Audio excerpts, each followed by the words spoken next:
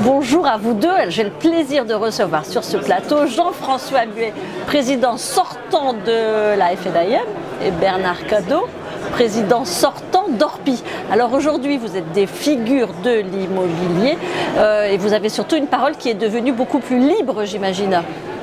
Ben oui, de fait, parce que les responsabilités sont plus les mêmes. Bon, on ne sort jamais complètement des métiers qu'on a pu exercer, des fonctions qu'on a pu exercer, bien évidemment. Mais c'est vrai qu'on a une autre forme d'approche, je crois, d'appréciation. On ne voit pas le terrain de jeu du même endroit. Voilà. Et puis, effectivement, on a la parole plus libre. Je crois que c'est notre cas tous les deux. Oui, c'est que là, on ne parle plus au nom de l'organisation qu'on représentait. On est en dehors, donc on parle en notre nom propre. Enfin, je crois on a un parcours similaire, ce qui nous a permis d'abord de lier des liens, d'avoir des liens d'amitié, ce qui est voilà, c'est une belle expérience. C'est très précieux. Et puis, c'est rare dans ces métiers-là. Il y a des moments donnés, oui, c'est rare. Des vrais. Non, les requins immobiliers, ça c'est pas une belle image, requin. Mais non, mais c'est voilà. Non, mais je crois que quand on se bat pendant des années pour les autres, forcément, à un moment donné, on a une autre vision. Alors qu'il y ait des requins, il y en a encore, il y en aura toujours. Puis on a réussi à démontrer qu'on pouvait être en responsabilité d'organisations qui ne soient pas identiques, puisque Jean-François c'était le syndicat, moi c'était un réseau d'agences immobilières, et en même temps avoir des points de vue convergents. Chacun à sa place, chacun restant et n'empiétant pas sur le domaine de l'autre, mais il y a une vraie convergence. Et pourquoi il y a une vraie convergence? Tout simplement parce que les intérêts des uns et des autres sont finalement identiques. C'est vraiment le message que, à l'âge qu'on a, avec ce qu'on a fait avant, c'est le message qu'on a envie de transmettre à nos confrères qui se posent encore des questions. C'est-à-dire qu'il faut oser, il faut aller vers les autres, il faut échanger, il faut partager, il faut travailler le mandat exclusif en partage, il faut se former. On a acquis un certain nombre de certitudes là-dessus, et je dirais que c'est des certitudes qui sont fortes, qui sont vraiment ancrées aujourd'hui, et c'est en plus des certitudes qu'on partage de plus en plus. Donc c'est pas un discours commercial de venez là comme ça vous me verserez une cotisation. Nous c'est fini, mais on a vu ce qu'il fallait faire et ce qu'il fallait pas faire. On sait ce qui marche pas. Je crois que la vraie transgression où on parle de modèle disruptif, finalement c'est ça. C'est partager, c'est bannir autant que possible tout ce qui n'est pas un mandat exclusif, tout ce qui ne ressemble pas à un mandat exclusif, pour être justement en capacité de le partager. Et les chiffres sont quand même assez révélateurs parce que ça fait un bout de temps qu'on se bat, on n'était pas les seuls, mais on faisait partie de ceux qui se battaient pour que on travaille le mandat exclusif, pour que le fichier MEPI existe, fonctionne, etc., pour partager. Et comme par hasard, la part de marché des particuliers est en train de diminuer. Donc moi je ne peux y voir qu'une relation de cause à effet. Donc ça c'est une récompense du travail que vous avez effectué. C'est jamais terminé. Et c'est jamais terminé. Non. Alors aujourd'hui on a célébré la reconnaissance du titre d'agent immobilier. C'est une bonne chose, c'est une très bonne chose, comment vous voyez ça?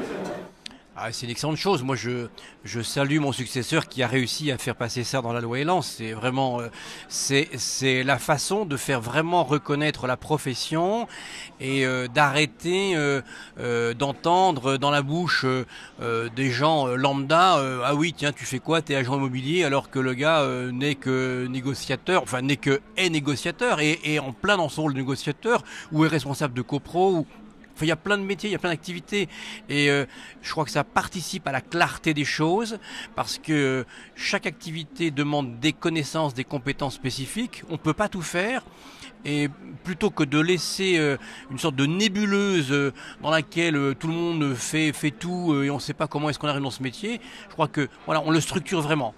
Aujourd'hui, chaque titre est...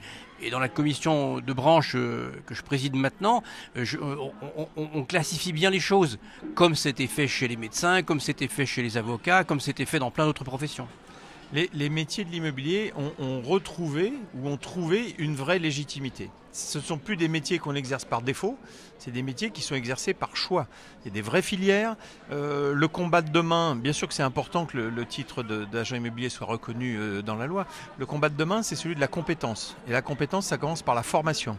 Et le jour où les clients, nos clients seront convaincus, et ils le sont de plus en plus, que agent immobilier c'est un vrai métier, que ça ne s'improvise pas, et que La bataille des compétences, elle se fait d'égal à égal avec le client. Pourquoi? Parce que le client, via Internet notamment, a accès à une multitude d'informations.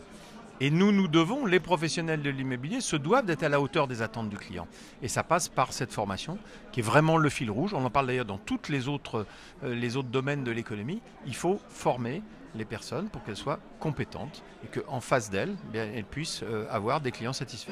Alors maintenant que vous avez pris un peu de hauteur, quel regard vous avez sur vos anciennes organisations? Il faut aller plus vite.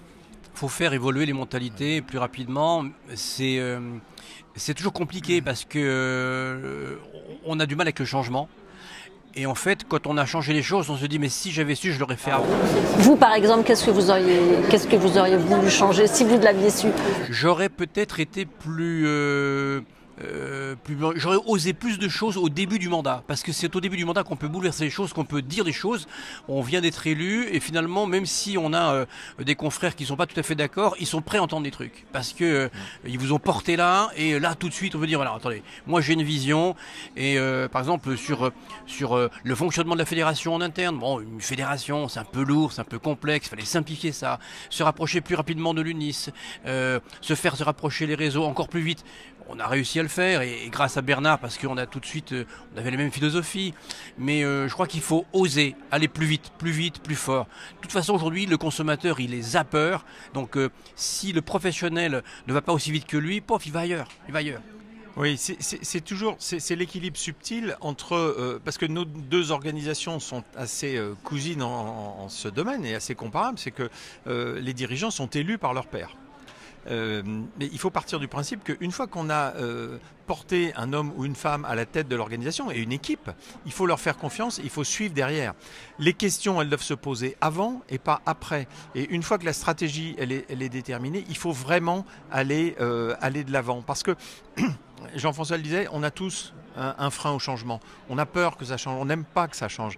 Et pourtant, quand on regarde dans le rétroviseur, après 5 ans, après un peu plus d'années concernant, on se dit mais si seulement on avait été un petit peu plus vite là-dessus. Bien sûr qu'on a fait des choses. Alors le dossier sur lequel vous êtes allé assez vite, Bernard, c'est quoi? Alors c'est à la fois celui que je me félicite d'avoir porté, mais de ne pas l'avoir fait suffisamment tôt et peut-être suffisamment fort. C'est tout ce qui touche au digital et au numérique. Parce que l'histoire donne raison quelques temps après. Ça a soulevé chez nous beaucoup de discussions, beaucoup de débats, âpres parfois, toujours dans le respect bien sûr, mais âpres quand même. Et finalement, je me dis, allez, si on avait été encore un petit peu plus loin, un petit peu plus vite, un petit peu plus tôt, pourquoi pas? Maintenant, il ne faut jamais désespérer. Mais c'est vraiment une leçon pour la suite. Une fois qu'on a porté une équipe au pouvoir, il faut lui faire confiance. Soit elle n'est pas légitime, il ne faut pas la porter au pouvoir dans ce type d'organisation, soit elle l'est, et il faut aller vraiment derrière elle, jouer le jeu à fond, parce que c'est à ce prix-là aussi qu'on ne prend pas de retard. Et ça marche aussi au niveau politique? Vaste sujet, ça, la politique. Ah mais non, parce qu'au niveau politique, c'est pas tout à fait comme le ça. mandat n'est jamais terminé. Moi, je savais que j'avais un mandat de 5 ans, et du premier jour où vous êtes élu et en poste, vous savez que le compte à rebours marche. Voilà, à l'envers. C'est-à-dire que plus vous avancez, plus vous allez vers la descente, et dans 5 ans, c'est fini. Et il y a un jour, c'est terminé. Et on connaît ce jour-là, on connaît précisément la date. Alors qu'en politique, c'est l'inverse. En politique, on fait un mandat pour en faire un autre, pour continuer, voilà. Et on a des rois de la politique, et c'est pour ça aussi qu'ils sont loin du terrain. Parce qu'ils ne font que carrière. D'ailleurs, c'est assez amusant de regarder tous ces nouveaux parlementaires qui sont de la République En Marche, que pratiquement personne ne connaît. Alors, est-ce qu'ils vont faire comme les prédécesseurs et qu'ils vont avoir envie de faire carrière parce qu'ils viennent d'être élus à un moment donné où il y a une porte qui s'est ouverte, ou pas? Ça va être très intéressant à suivre. Mais est-ce qu'ils vont assez vite, assez loin, assez fort, notamment sur la loi Elan, les politiques? Il y a un problème de cohérence quand même. Parce que la loi Elan, c'est le deuxième gros paquet législatif en 5 ou 6 ans. Il y a eu la loi Allure et la loi Elan. Le choc de l'offre, on a parfois du mal à s'y retrouver quand même dans la loi Elan. Elle va être promulguée bientôt. On en parlait il n'y a pas très longtemps. C'est un manque flagrant de cohérence, je crois. Et moi, je pense que ce n'est pas forcément la faute des jeunes parlementaires, parce qu'il faut que chacun fasse son expérience et puis acquiert justement cette maturité. Par contre, les entourages de celles et ceux qui prennent les décisions, de celles et ceux qui portent les amendements. Je crois que les entourages sont le plus souvent déconnectés de la réalité. Et si on l'a dit, Jean-François et moi, écouter les professionnels, parce qu'il y a eu l'ode à la société civile avec ce gouvernement et ce nouveau pouvoir. C'est vraiment nous écouter. Nous, on ne dit pas ça pour prendre la place. On avait nos fonctions, etc. Mais simplement écouter, qu'on peut se porter ce témoignage-là. Alors, on a été écouté, pas toujours entendu. Et c'est sans doute ça qui fait la différence, parce qu'il y a une vision bien particulière, notamment, je répète, dans les entourages, dans les cabinets, de ce qu'est la réalité, alors que la réalité que nous vivons, nous, sur le terrain, c'est pas du tout celle-là. Il y a une méconnaissance de l'activité, de l'économie du logement. Il y a une vraie méconnaissance. C'est-à-dire que, d'abord parce que on utilise tout le temps les mauvais mots. On oppose le logement privé avec le logement social. Alors qu'il y a des logements sociaux dans le parc privé et qu'il y a des logements publics qui font du secteur libre. Donc on oppose les genres, on oppose les locataires avec les bailleurs, alors que souvent on a un locataire qui va peut-être demain devenir bailleur et qui va peut-être à un moment donné de sa vie redevenir locataire. Donc il faut arrêter d'opposer. On oppose le neuf contre ce qu'on appelle improprement l'ancien. C'est pas de l'ancien, c'est de la construction existante. Nos politiques par exemple ne connaissent pas les chiffres principaux de l'économie de logement. Combien y a-t-il de logements en France ?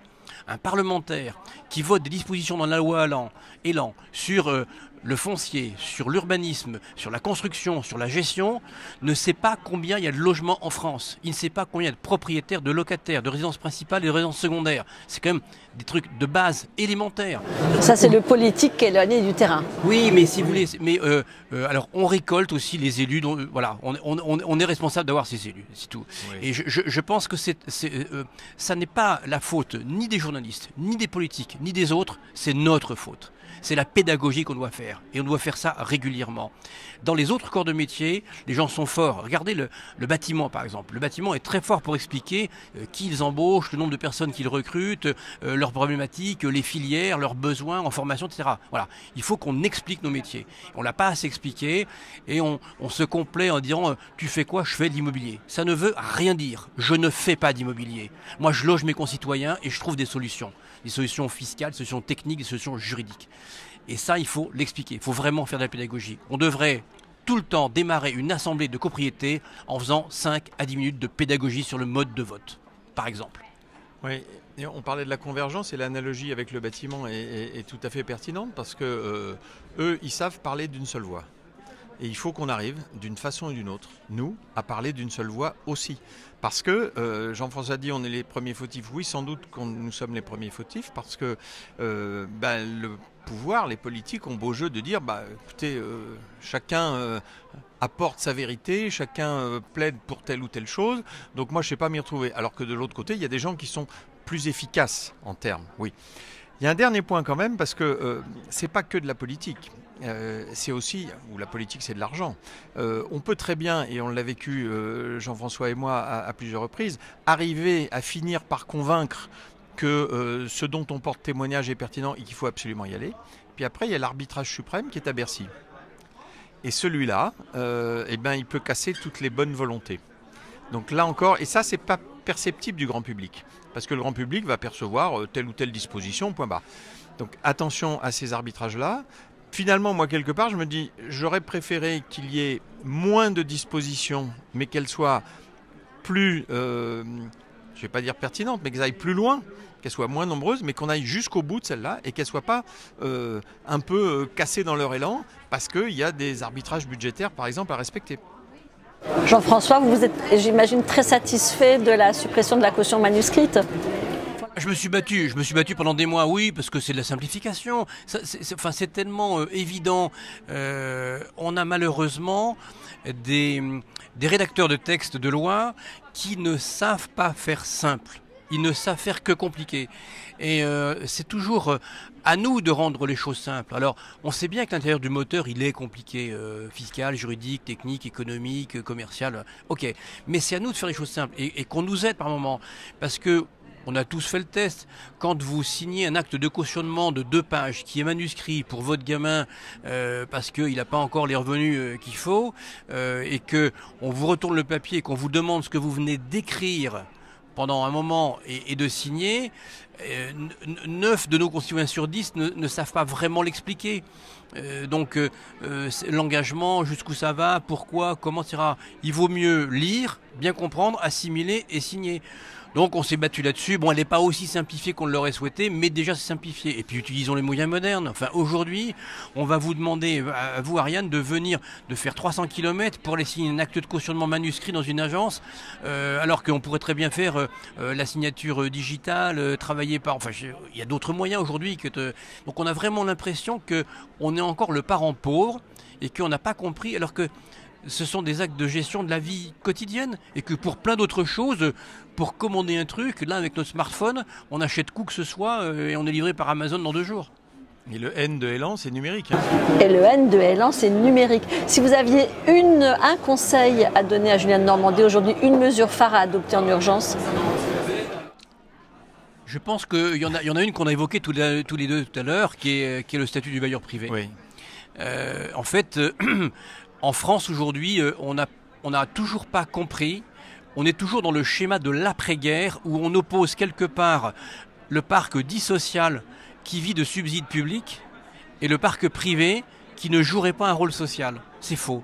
Alors qu'en fait, dans la plupart des pays qui nous entourent, c'est le parc privé qui joue un rôle social. Et d'ailleurs, on le fait déjà. Par exemple, quand un propriétaire nous donne un appartement qui n'est pas en très bon état, on négocie pour lui des aides de l'ANA et en contrepartie, son logement est conventionné, plafonné en loyer à des gens dont leurs revenus sont plafonnés et on loge donc plus aisément des familles qui sont en difficulté parce qu'il y a un cadre et on le fait avec du parc privé. Donc il faut arrêter cette opposition stérile, c'est comme d'opposer systématiquement les hommes, les femmes, les jeunes, les vieux, etc. Il faut arrêter dans cet esprit binaire parce que la vie c'est pas ça. La vie c'est une palette de gris. 7 locataires sur 10 dans le parc privé sont éligibles au logement social. Donc le parc privé, il remplit son rôle, clairement. Donc je suis d'accord avec ce que vient de dire Jean-François, on l'a porté souvent tous les deux. Moi je vais rajouter une chose, parce qu'il faut que la politique, pour qu'elle soit compréhensible, il faut qu'elle soit empreinte de bon sens. On a compris, je vais revenir au fiscal, vous allez voir pourquoi, on a bien compris que l'IFI c'était vraiment une espèce de dogme et qu'à aucun prix on voulait toucher à l'IFI. On a enlevé l'ISF mais on a maintenu l'IFI. On pourrait discuter très longuement sur cette bêtise qui a été faite. Mais à minima, pour essayer de faire passer un petit peu la pilule ou d'arrondir un petit peu les angles, il y avait une chose qui était très simple à faire, très très simple, c'était de dire que sur option, demain, en 2019, celles et ceux qui sont propriétaires d'un petit parc locatif et qui voudraient opter à ce qu'on appelle la flat tax, c'est-à-dire la taxation forfaitaire des revenus, pourraient le faire. Juste cette chose-là. Ben, savez-vous ce qui a été choisi à la place des revenus fonciers pour être éligible à la flat tax? Ça s'appelle les bitcoins. C'est-à-dire les crypto-monnaies hautement spéculatives, très très dangereuses par définition, qui ont ruiné, alors qui ont enrichi certains, mais qui ont ruiné pas mal de petits épargnants. Alors ça, c'est éligible à la flat tax. Et de l'autre côté, eh bien, des revenus fonciers qui sont le fruit quand même du travail, de l'épargne, de l'investissement, de la prise de risque des bailleurs privés, ben ceux-là, on leur dénie le droit de cette option-là. C'est pas comme ça qu'on va faire revenir les gens, avoir confiance et que ce fameux choc d'offres qu'on nous a promis va arriver un jour. C'est pas comme ça. Donc ça serait ça ma recommandation à Monsieur le Ministre. En plus de la première, bien sûr, du statut du bailleur. Qu'est-ce que vous auriez envie de dire aux gilets jaunes qui se battent là, qui sont confrontés aussi à des problèmes de logement? Bon, on parle de l'essence, etc. Mais derrière, tous ces gens qui ont des soucis pour payer leur loyer, etc. Le plus gros, c'est le pouvoir d'achat. Le logement, c'est le plus gros poste dans le budget des ménages, qu'on soit propriétaire ou locataire d'ailleurs. C'est ça la vérité. Ouais. Et qu'on remette le locataire au centre des préoccupations.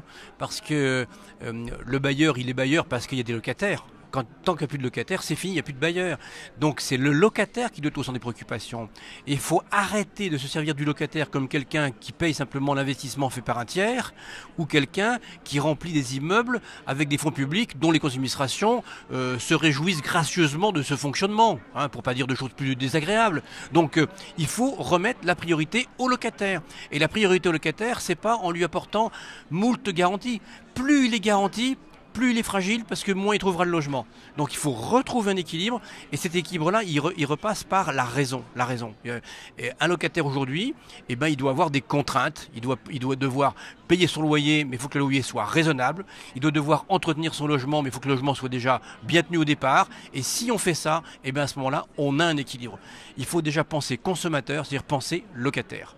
Puis on oublie une chose quand on veut mettre chacun dans une case et opposer les uns et les autres, c'est que dans le monde d'aujourd'hui, les locataires sont locataires aujourd'hui, ils seront propriétaires demain, ils redeviendront locataires après-demain, mais bien sûr, et les choses ne sont pas figées.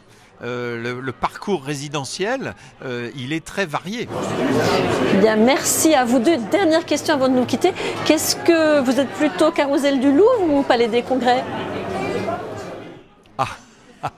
Alors écoutez, moi je vais me permettre de répondre en premier. Vas-y, bah oui, parce que tu as le recul. Parce que j'ai été président de la fédération pendant 5 ans et pendant 5 ans j'ai fait ma manifestation au Palais des Congrès et je trouve que l'endroit ici est merveilleux. C'est un endroit qui est superbe. C'est beau, c'est plein de... Il y a des symboles, il y a de l'ancienneté, il y a de l'histoire, il y a de la modernité, c'est central, c'est très bien. Alors le Palais des Congrès, oui, c'est peut-être un peu trop institutionnel, voilà. Et puis c'est un peu froid quand même. Bernard ? Oui, très bien. Très bien, les deux ? Les deux non, Palais des Congrès. Mais non, mais Palais des Congrès, on était habitués. Il fallait oser, ça a été fait. Ça a été fait. C'est effectivement l'alliance de la tradition et de la modernité, parce que on a la pyramide de Paye là qui est juste au-dessus de nos têtes. Voilà, donc je trouve que c'est très bien. Un grand merci à vous deux d'avoir été avec nous aujourd'hui. Merci beaucoup. Merci.